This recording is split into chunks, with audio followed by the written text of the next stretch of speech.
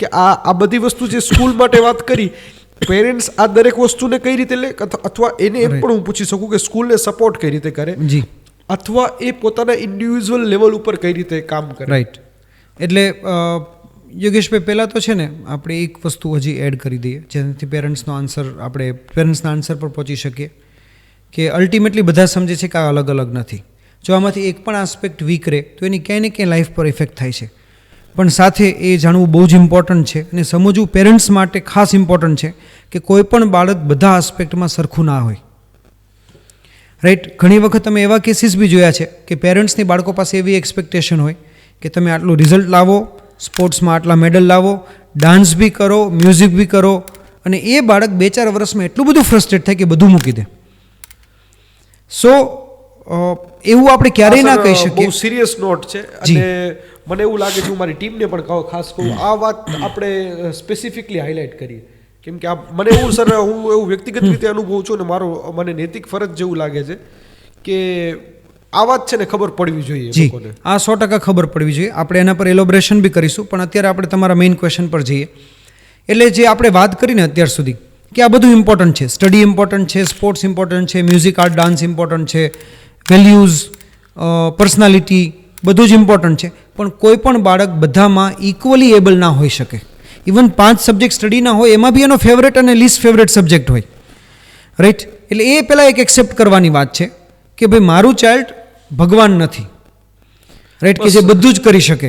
Right. એ child છે અને એનું ચાઇલ્ડહુડ ના ખોવાય એવી રીતના આપણે એને મોટું કરવાનું છે, કારણ કે ચાઇલ્ડહુડ પાછું નથી આવવાનું. ઇવન આપણે એઝ એડલ્ટ વિચારે છે કે ચાલો નાના હતા ત્યારે કેવી મજા આવતી, અત્યારે મજા જતી રહી, કારણ કે એ નિર્દોષતા, એ બર્ડન વગરની લાઈફ, રાઈટ, એ ફ્રીડમ, એ ભૂલ કરવાની પરમિશન. અત્યારે આપણે ભૂલ કરીએ તો એના પરિણામ બહુ ભયંકર હોય, ત્યારે ભૂલ કરતા તેના કંઈ પરિણામ નહોતા. એ જે ચાઇલ્ડહુડનો ડ્યુરેશન છે એને એન્જોય કરાવવાની સાથે ચાઇલ્ડનું ડેવલપ કરવાનું છે, એને બર્ડન બનાવીને ચાઇલ્ડનું ડેવલપ નથી કરવાનું. તો એ ચાઇલ્ડના ડેવલપમેન્ટ માટે જે પેરેન્ટલ આસ્પેક્ટ છે એનું ફંડામેન્ટલ અન્ડરસ્ટેન્ડિંગ એ છે કે પહેલાં એટલું સમજી લો કે મારું ચાઇલ્ડ બધામાં સારું નહીં થાય. રાઈટ. બધામાં એવરેજ થાય એનો વાંધો નથી, પણ બધામાં ઇક્વલી બેસ્ટ થવું એ એક્સપેક્ટેશન બાળક માટે પેરેન્ટ્સની ખોટી છે.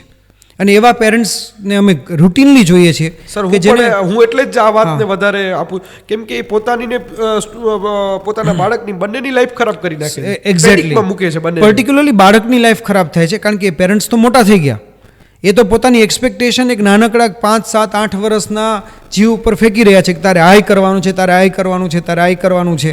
અને પેલું ચાઇલ્ડ એ સમજી નથી શકતું, પેરેન્ટ્સને ઓપોઝ બી નથી કરતું, સમજી બી નથી શકતું કે આ ખોટું છે કે સાચું છે, એ તો બસ કરે જ જાય છે. એના આપણે જો પર્સનલી વિચારીએ તો એના કારણે બાળકમાં બહુ મોટી એક એક ખામી કહીએ કે એક દુઃખ કહીએ એ રહી જતું હોય છે કે એ બાળક ક્યારેય નેચરલી નથી ખીલતું. રાઈટ. એ હંમેશા કોઈના સુપરવિઝનથી ખીલે છે.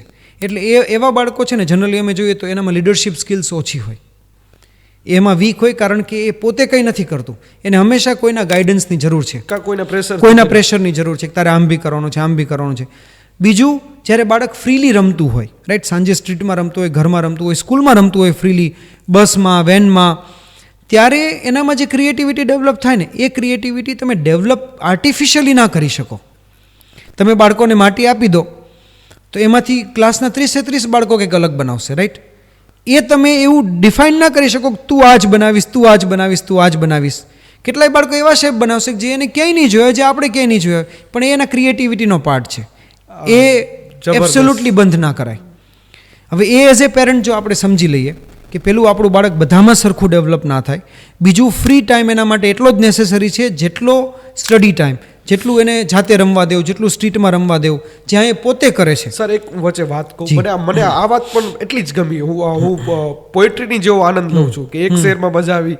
એનું રીઝન સાહેબ હું કહું, મેં વચ્ચે મારા રિસર્ચનો મને શોખ છે, તો જે પિરામિડના આર્ટિસ્ટ હતા ને, જેને પિરામિડ જેટલું મસ્ત આર્ટ ડેવલપ કર્યું છે, તો એના જે માસ્ટરપીસ હતા ત્યારે શું હતું કે 8-8 કલાકની બહુ વેલ મેનેજમાં પિરામિડ બનતા, 8-8 કલાકની 3 ડ્યુટી હતી. તો એની જે આર્ટિસ્ટિક એલિમેન્ટ પિરામિડમાં છે ને એનાથી વધારે સારા એ બીજા કલાકોમાં ફ્રી હતા, તો જે લેબર કોલોનીમાં રહેતા હતા ને ત્યાં એમણે આર્ટ સારા કર્યા વધારે રાઈટ કે ત્યારે એને પ્રેશર નહોતું, પ્રેશરમાં સુપરવિઝન નહોતું, કામ સુપરવિઝનમાં નથી કરવાનું, જી પોતાની રીતે કરવાનું છે. અને સર અમે એઝ અમે 10 લોકોની ટીમ છે, ક્રિએટિવ ટીમ, તો અમે પણ એ ફેસ કરી છે જ્યારે ડેડલાઇન મેચ કરવાની ત્યારે ક્રિએટિવ કામ ના થાય. યસ, ના થાય. એટલે યોગેશભાઈને આપણે એક અલગ કન્ટેક્સમાં સમજીએ. આપણે નોર્મલી શું સમજીએ છીએ કે આ બધું આર્ટિસ્ટિક માણસો માટે નેસેસરી છે. એક એ બી બહુ મોટી મિસઅન્ડરસ્ટેન્ડિંગ છે બધા માટે, એટલી રાઈટ, કે ભાઈ આર્ટિસ્ટિક માણસો માટે ફ્રી ટાઈમ હોવો ને લેઝર હોવું ને સર્ટન મેથડથી કામ કરવું નેસેસરી છે. નહીં, એ લાઈફના દરેક આસ્પેક્ટમાં છે. કોઈ પણ માણસ પ્રેશરમાં 100% સારું આઉટપુટ ના જ આપી શકે.